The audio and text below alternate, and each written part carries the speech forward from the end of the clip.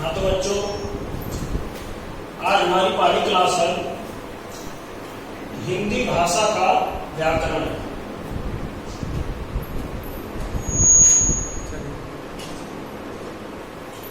व्याकरण को जानने से पहले हमको जानना है कि हिंदी क्या है, भाषा क्या है, क्योंकि यहाँ से भी प्रश्न आ चुके हैं कि हिंदी किस भाषा का शब्द है, हिंदी की उत्पत्ति किस शब्द से हुई है, लिंग की दृष्टि से हिंदी क्या है। तो आइए हम पहले जानते हैं कि हिंदी क्या है। हिंदी अगर देखा जाए, लोग कहते हैं कि हिंदी एक भाषा है, लेकिन उससे पहले ये जान लेना जरूरी है कि हिंदी का शाब्दिक अर्थ क्या है। तो हिंदी का शाब्दिक अर्थ है जो हीनता को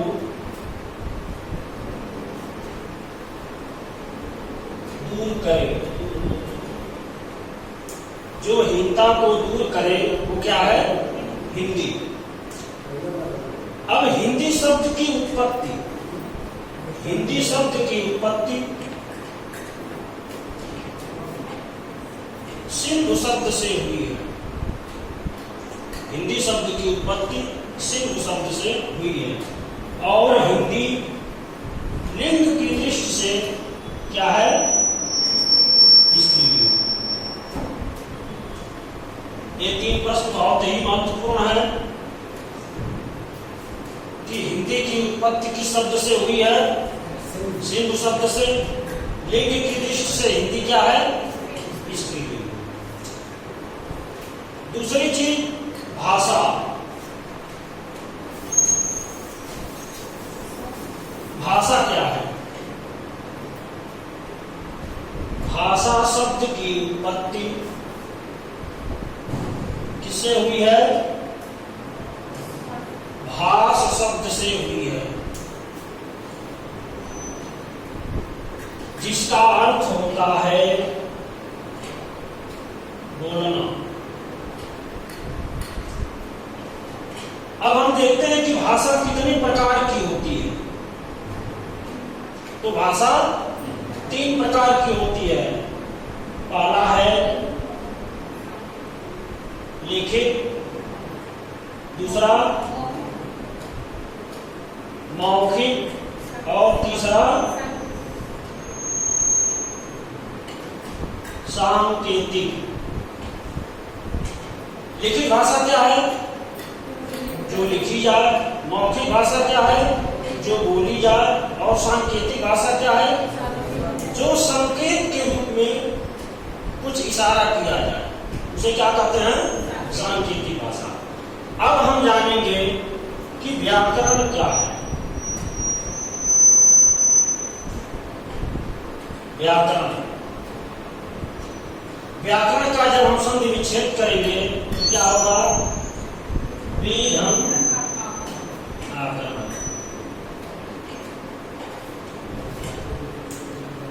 इसका अर्थ होता है, व्याकरण का अर्थ होता है भली भांति पहचानना या जानना। आया समझ में?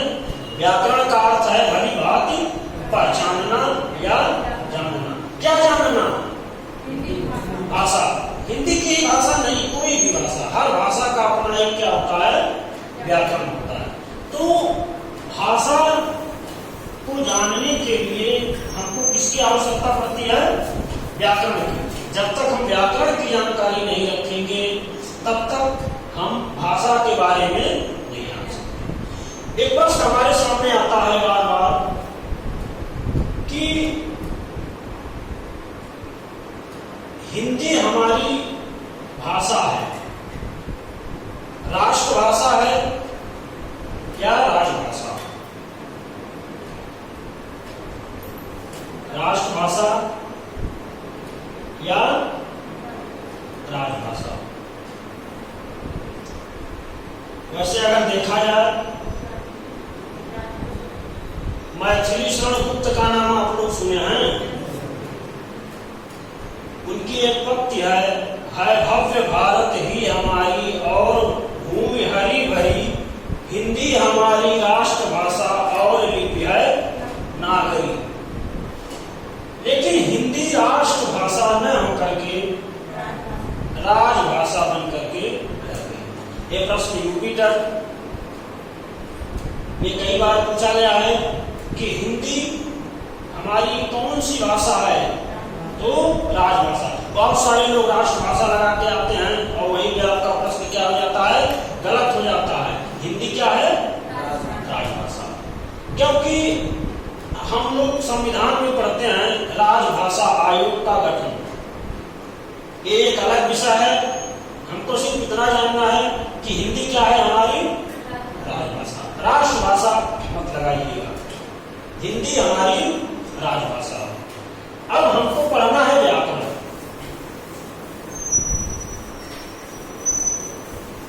व्याकरण को पढ़ने से पहले थोड़ा हम भाषा के बारे में जान लेते हैं। जब भाषाओं का वर्गीकरण किया गया, हम लोगों की भाषा क्या है, आर्य भाषा। ये सबसे बड़ा भाषा परिवार है, इसी को हम भारोपीय भी बोलते हैं। आई बात समझ में? तो आर्य भाषा का जब हम वर्गीकरण करते हैं तो आर्य भाषा हमारे सामने कई रूपों में मिलती है। जैसे प्राचीन आर्य भाषा, प्राचीन आर्य भाषा। फिर मध्य कालीन आर्य भाषा और आधुनिक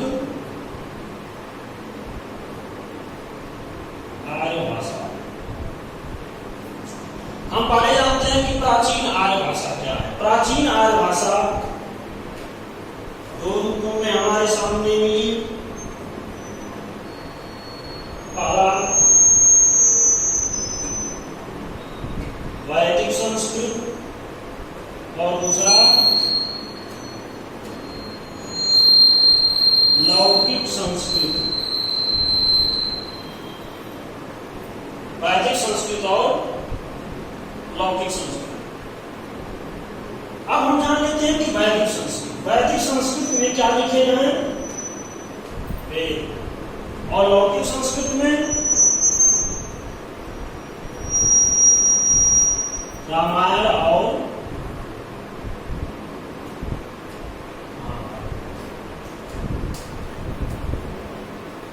इसे वैदिक जो क्यों कहा गया, क्योंकि इसमें क्या लिखे गए, वेद। क्योंकि वेदों की भाषा क्या है, वैदिक संस्कृत। उसके बाद लौकिक संस्कृत। लौकिक संस्कृत का पहला ग्रंथ क्या है, रामायण, वाल्मीकि रामायण और महाभारत। ये दो ग्रंथ हमारे किस भाषा में लिखे गए। अब हम देखते हैं मध्यकालीन आर्य भाषा। मध्यकालीन आर्य भाषा को हम तीन भागों में रखते हैं, पाली,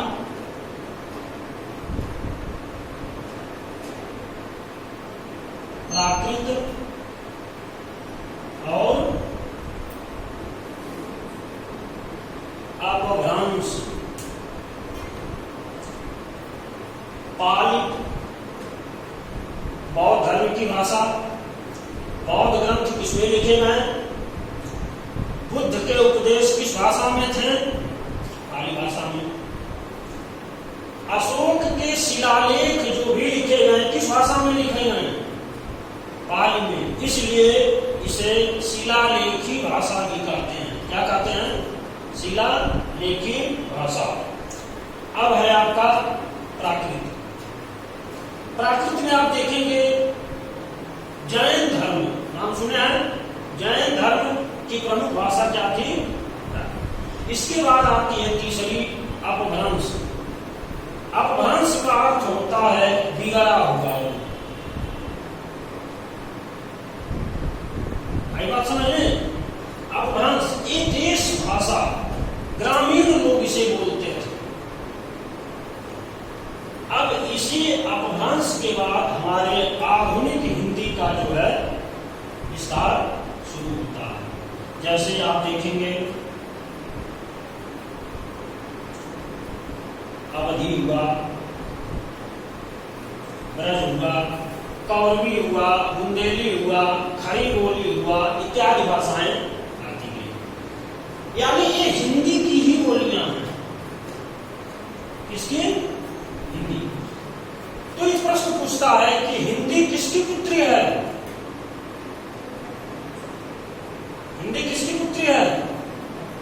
कुछ लोग कहते हैं कि हिंदी संस्कृत की पुत्री है, लेकिन संस्कृत की तो पुत्रियां प्राकृत और अपभ्रंश हुई, तो हिंदी किसकी पुत्री है? अपभ्रंश की इस प्रश्न को ध्यान दीजिएगा। अगर पूछे कि हिंदी किसकी पुत्री है या हिंदी की जननी क्या है, तो और यदि पूछे कि हिंदी की आदि जननी क्या है, आदि जननी मतलब नानी, नानी को ही तो हम आदि जननी बोलते हैं। तो एक प्रश्न यहां से आता है कि हिंदी की जननी क्या है? हिंदी तो अपभ्रंश, हिंदी की आदि जननी क्या है? संस्कृत। इस चीज को ध्यान दीजिएगा। यहां से 4 से 5 प्रश्न बनते हैं अब तक जो हम पढ़ाए हैं कि हिंदी शब्द की उत्पत्ति किससे हुई? सिंधु से। हिंदी किस भाषा का शब्द है? फारसी। लिंग की दृष्टि से हिंदी क्या है? स्त्रीलिंग। भाषा की उत्पत्ति किस धातु से हुई? भाष धातु से। आई बात समझ में? हिंदी की जननी, हिंदी की आदि जननी। इतना आप लोग नहीं बोलेंगे, आगे बढ़े। देखिए, जब हम आधुनिक आर्य भाषा की बात करते हैं तो एक प्रश्न पूछा जाता है कि हिंदी की कितनी बोलियां हैं? प्रश्न आप लोगों सामने आए भी होंगे। हिंदी की कितनी बोलियां हैं? हिंदी की कितनी उपभाषाएं हैं? हिंदी क्या है? हिंदी तो एक भाषा है, लेकिन उसकी 5 उपभाषाएं हैं। पहला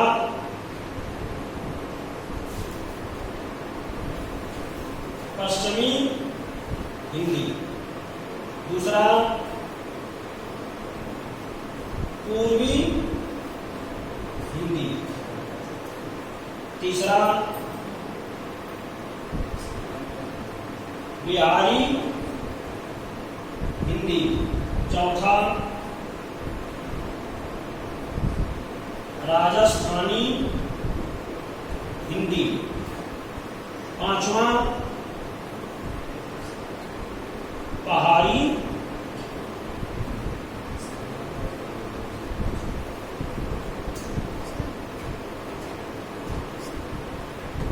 ये हिंदी की 5 उपभाषाएं हैं। अब हर उपभाषाओं की कुछ बोलियां होती हैं। यहां से प्रश्न पूछता है कि पश्चिमी हिंदी के अंतर्गत कितनी बोलियां आती हैं? तो पश्चिमी हिंदी के अंतर्गत 5 बोलियां आती हैं। पहला क्या है? ब्रज, दूसरा कौरवी, तीसरा हरियाणवी, फिर बुंदेली, फिर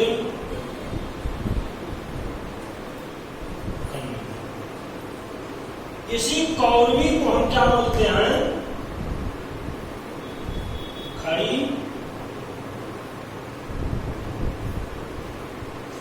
अब पूर्वी हिंदी के अंतर्गत कौन सी बोलियां आती हैं? 3, अवधी,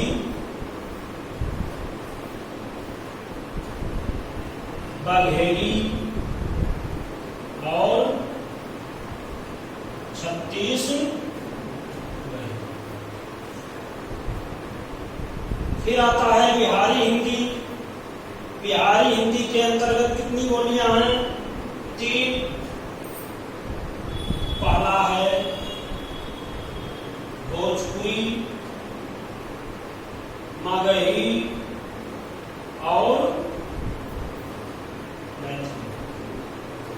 इसी प्रकार राजस्थानी हिंदी के अंतर्गत कितनी बोलियां आती हैं? 4 बोलियां। पहला क्या है? जयपुरी, मारवाड़ी, मालवी और मेवाती। फिर है पहाड़ी हिंदी। तो पहाड़ी हिंदी के अंतर्गत 3 बोलियां आती हैं। पहला क्या है? गढ़वाली,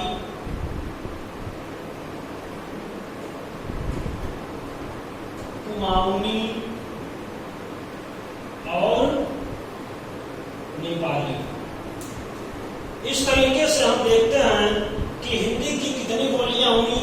5, 3, 8, 3, 11, 3, 14 और 4, 18। तो हिंदी की कुल कितनी बोलियां हुई?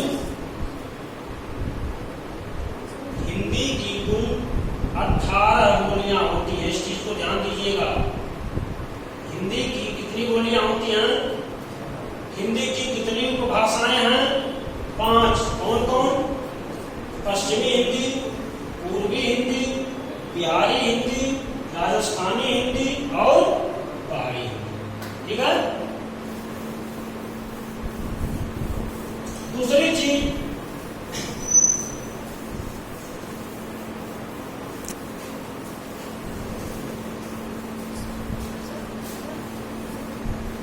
जब हम व्याकरण शुरू करते हैं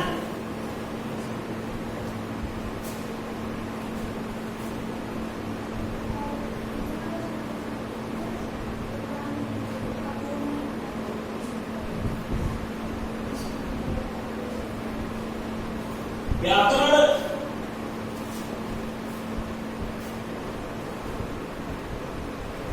को शुरू करने से पहले हम कुछ बिंदुओं पे ध्यान देते हैं। जैसे प्रश्न एक आता है,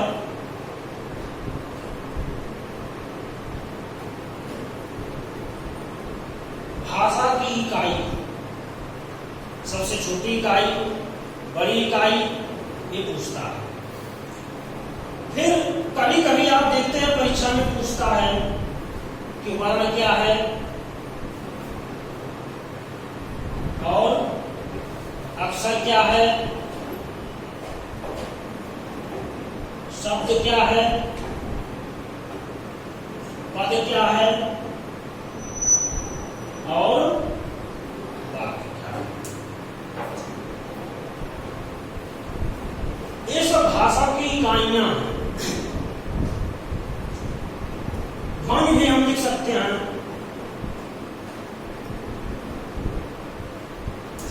ध्वनि, वर्ण, अक्षर, शब्द, पद और वाक्य, ये सब इकाइयां होती हैं। अब इन्हीं एक चीजों के बारे में हम जानते हैं। जैसे ध्वनि क्या है? ध्वनि, कोई बताएगा ध्वनि क्या है? चलिए अभी बताते हैं। जो कुछ भी हम सुनते हैं वो क्या है? इस संसार में जो भी चीजें हमको सुनाई देती हैं वो क्या है? अब वर्ण क्या है? जब उसी ध्वनि को हम एक लिखित आकार दे देते हैं तो क्या बन जाता है? तो ध्वनियों के लिखित रूप को क्या कहते हैं? वर्ण कहते हैं। अब आता है अक्षर। अक्षर क्या है? जिसका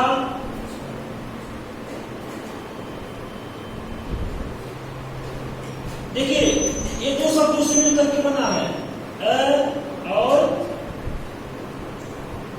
जिसका क्षर न हो उसे क्या कहते हैं? अक्षर। शब्द क्या है? वर्णों के सार्थक समूह को क्या कहते हैं? शब्द कहते हैं।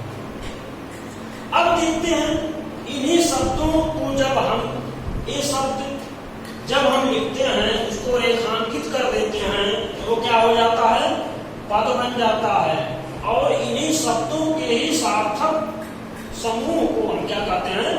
वाक्य कहते हैं। यहाँ से एक प्रश्न आता है, इसको ध्यान दीजिएगा कि ध्वनि क्या है, अक्षर क्या है, शब्द क्या है, वर्ण क्या है, पद क्या है, वाक्य क्या है।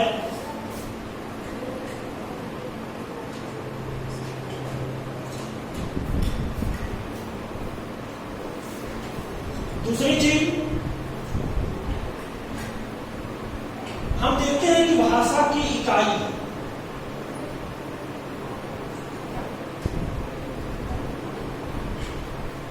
भाषा की इकाई, एक प्रश्न पूछा है कि भाषा की सार्थक इकाई क्या होती है?